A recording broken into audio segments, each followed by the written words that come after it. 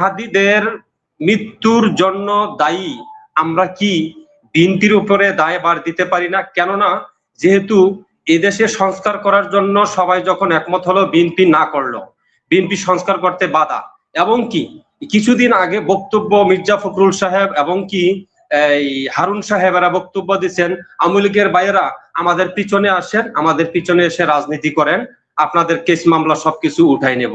তাহলে কি এই যে যেই লোকটা ফয়সাল নামের লোকটা, সে ছিল আওয়ামী লীগের, আমরা যেটুকু পত্র পত্রিকায় শুনেছি আওয়ামী লীগের, তাহলে কি হারুন সাহেব কি এই যে এই তাদের এই খুনিদের কি আশ্রয়দাতা বা প্রশ্রয়দাতা? যারা দেখছি সবাইকে ধন্যবাদ। আমিও মানে মনটা ভরা, একদম নামাজ পড়েও দোয়া করেছি আল্লাহ যেন তাকে বেহেশত নসিব করে। মানে তার ভিডিও গুলো সামনের পর আসলেই চোখের পানি ধরে রাখা যায় না। আমরা পুরো বাংলাদেশের মানে ইতিহাসে ইতিহাসে এরকম নেতা আর তৈরি হবে কিনা। আসলে আমরা নেতা তো তৈরি হয়, নেতা শেখ মুজিবুর রহমানও তৈরি হয়েছিল, কিন্তু তার জানাজায় মানুষ পাওয়া যায়নি। আর আজকে আপনি হাদির জন্য দেখেন পুরো বাংলাদেশের মানুষ কান্নাকাটি করতেছে, মানুষের চোখের পানি ধরতেছে। তবে আমি মনে করি এই মৃতর জন্য, হাদির এই পজিশনে পৌঁছানোর জন্য, হাদির যে গুলিবিদ্ধ হলো এর জন্য সরকার দায়ী সবচেয়ে বড়। সরকার কিভাবে দায়ী?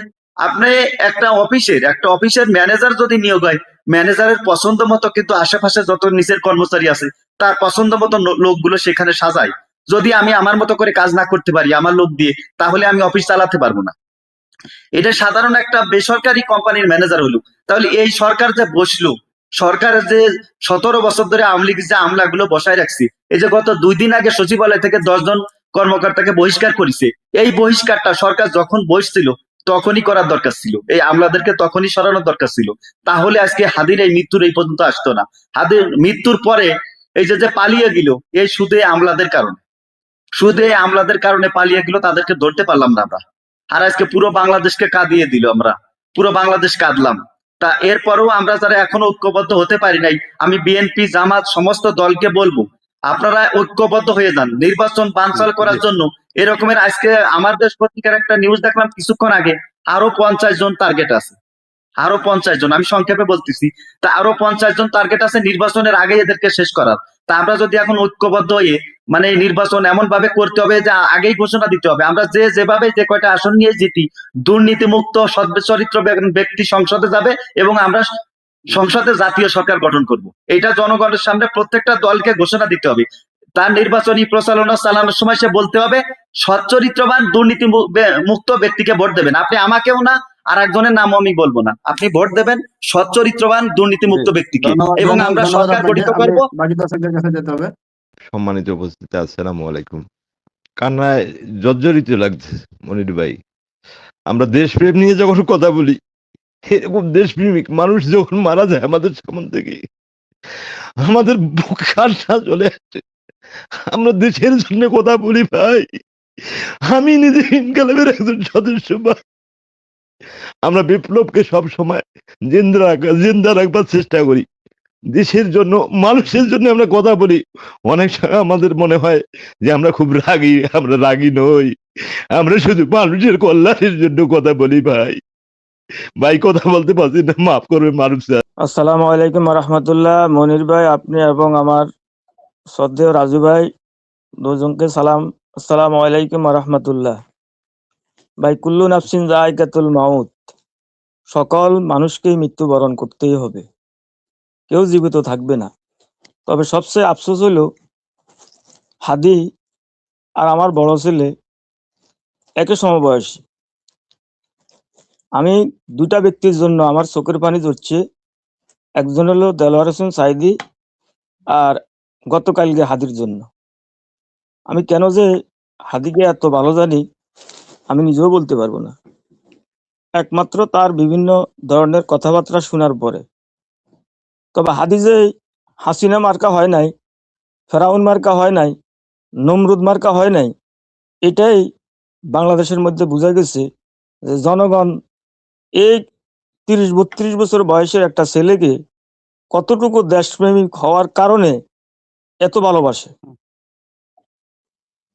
আমরা তার রুহের মাগফিরাত কামনা করি, আল্লাহ পাক যেন তাকে জান্নাতবাসী করে, এটাই সর্বোচ্চ দোয়া। আর দ্বিতীয় কথা হলো, এ দেশে মনে হয় সম্ভবত আমার দেখা মতে আর কি, প্রথমে যে জানাজাটা হয়েছিল জিয়া রহমানের, ওই জানাজার পরে সবাই বলে গোলাম আজম রাজাকার, কিন্তু বাইতুল মোকাররমে যে জানাজা গোলাম আজম জানাজায় লোক হয়েছিল, আর সেটা হয়তো আগামীকাল আমরা দেখতে পাবো যে আসলে একজন রাজনীতিবিদ অন্তা সে হয় নাই, সে দেশের পক্ষে কথা বলি কত উপর স্থানে চলে গেছে। এটাকে আসলে বর্তমানে বাংলাদেশের রাজনীতিবিদরা যদি ফলো না করে তাহলে অত্যন্ত দুঃখজনক এবং আমাদের জন্য, রাষ্ট্রের জন্য দুর্ভাগ্য। ধন্যবাদ ভাই। আসসালামু জি আলাইকুম রহমতুল্লাহ। জি ধন্যবাদ রাজু ভাই। আচ্ছা, আরেকজন দর্শক আছেন, আমি একটু ওনার প্রশ্নটা নিয়ে নিই। মাসুম ধন্যবাদ মাসুম আহ, জামান। ধন্যবাদ মনির ভাই, আপনার সহ আমাদের প্রিয় মারুফ রাজু ভাইকে জানাই সালাম, আসসালামু আলাইকুম ওয়া রাহমাতুল্লাহ। আমাদের শহীদ হাদি ভাই আজকের মানে যে টপিকটা আসলে খুবই দুঃখজনক। জানি না আর কত হাদি ভাই শহীদ হইলে আমাদের দেশের স্বাধীনতা, সার্বভৌমত্ব এবং দেশের সুশাসন প্রতিষ্ঠিত হবে।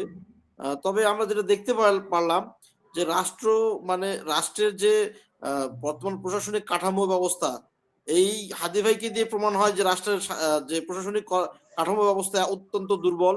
কারণ আসামি হত্যা করে পালিয়ে যায় এবং আসামির শাশুড়ি স্ত্রীকে ধরে একটা কেমন কেমন জানি বিষয়টা হয়ে গেল। তো আমরা একজন হাদি ভাই, এই হাদি ভাইদের তৈরি হইতে কিন্তু, এই ধরনের সাহসী জনতা তৈরি হইতে, বিপ্লবী তৈরি হইতে কিন্তু অনেক সৎ সাহস লাগে এবং ওনাদের যে দেশের প্রতি যে ভালোবাসা, এই ধরনের লোকগুলোকে যদি আমরা এইভাবে হারিয়ে ফেলি তাহলে আমাদের দেশের সৎ সাহস নিয়ে কথা বলার লোক খুঁজে পাওয়া দুষ্কর হয়ে যাবে। তো আমি মনে করি আমাদের রাষ্ট্রের জনগণ সর্বোপরি যে নিরাপত্তা ব্যবস্থাটা, এই ক্ষেত্রে বর্তমান সরকার কেন ব্যর্থতার পরিচয় দিচ্ছে, এই প্রশ্নটা আমি ক্যাপ্টেন মারুফ রাজু ভাইয়ের কাছে আমি রেখে গেলাম। ধন্যবাদ। আসসালামু আলাইকুম ওয়া রাহমাতুল্লাহ। ধন্যবাদ। কবির বলেন। কবির হোসেন বলেন। কবির। আসসালামু আলাইকুম। ধন্যবাদ মনির ভাই আমাকে যুক্ত করার জন্য। এবং এখানে মারুফ ভাই আছেন, আবার একজন দর্শক আছেন, ওনাদেরকে সালাম এবং শুভেচ্ছা। আমি মারুফ ভাইকে কিছু বলতে চাই এবং কি মন্তব্য আমার দিতে চাই। যেই জুলাই আগস্টের আগে যেই ছাত্র, যে বিপ্লবীরা কোনো আওয়ামী লীগের কোনো শত্রু ছিল না, আজকে তারা 17 বছর জুলুম, অত্যাচার, নির্যাতন দেখে তারা একসময় একটা বৈষম্য বিরোধী আন্দোলনের থেকে রূপ নিছে যে সরকার পতনের আন্দোলন। আজকে সেই ছাত্ররাই টার্গেট হচ্ছে আওয়ামী লীগের, একে একে করে খুন করবে, তাদেরকে একে একে করে খুন করবে। সেই প্রমাণ হলো আজকে হাদি। এই যে হাদির জন্য, হাদি আমার কেউ না, হাদির আমি চিনিও না, শুধু ফেসবুকে দেখছি, তার জন্য হৃদয়টা ক্ষত বিক্ষত হয়ে গেছে। কি শুনছি হাদির বয়স নাকি যে 96 এর জন্ম, অথচ 96 আমি ক্লাস 6 পড়ি।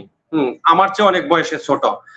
এই হাদিদের মৃত্যুর জন্য দায়ী আমরা কি বিএনপির উপরে দায়ভার দিতে পারি না? কেননা যেহেতু এদেশে সংস্কার করার জন্য সবাই যখন একমত হলো, বিএনপি না করলো, বিএনপি সংস্কার করতে বাধা। এবং কি কিছুদিন আগে বক্তব্য মির্জা ফখরুল সাহেব এবং কি এই হারুন সাহেবেরা বক্তব্য দিচ্ছেন, আওয়ামী লীগের বাইরা আমাদের পিছনে আসেন, আমাদের পিছনে এসে রাজনীতি করেন, আপনাদের কেস মামলা সবকিছু উঠাই নেব। তাহলে কি এই যে যেই লোকটা ফয়সাল নামের লোকটা, সে ছিল আওয়ামী লীগের, আমরা যেটুকু পত্রপত্রিকায় শুনেছি আওয়ামী লীগের, তাহলে কি হারুন সাহেব কি এই যে এই তাদের এই খুনিদের কি আশ্রয়দাতা বা প্রশ্রয়দাতা? আজকে তারা এই যে সংস্কার করতে দিল না, আমরা সংক্ষিপ্ত করেন। হ্যাঁ শেষ করছি। এই যে সংস্কার করতে দিল না, আজকে যে এই রাজনীতির অরাজকতা, একের পর এক মায়ের বুক খালি হচ্ছে। আমার খুব দুঃখ হচ্ছে, তার একটা ছোট্ট একটা বাচ্চা রেখে গেছে, সে মৃত্যুর আগে একটা ভাষণ দিয়ে গেছে যে আমি যদি মরে যাই কোনো কারণে আমার বাচ্চারা যেন দেখে রাখে। আমার আসলে হৃদয়টা ক্ষত বিক্ষত হয়ে গেছে, যেমন আমারও একটা ছোট্ট বাচ্চা আছে, মেয়ে আছে। তো সবার আপনার কাছে এতটুকুই, এর ব্যাপারে একটু মন্তব্য করে যাবেন।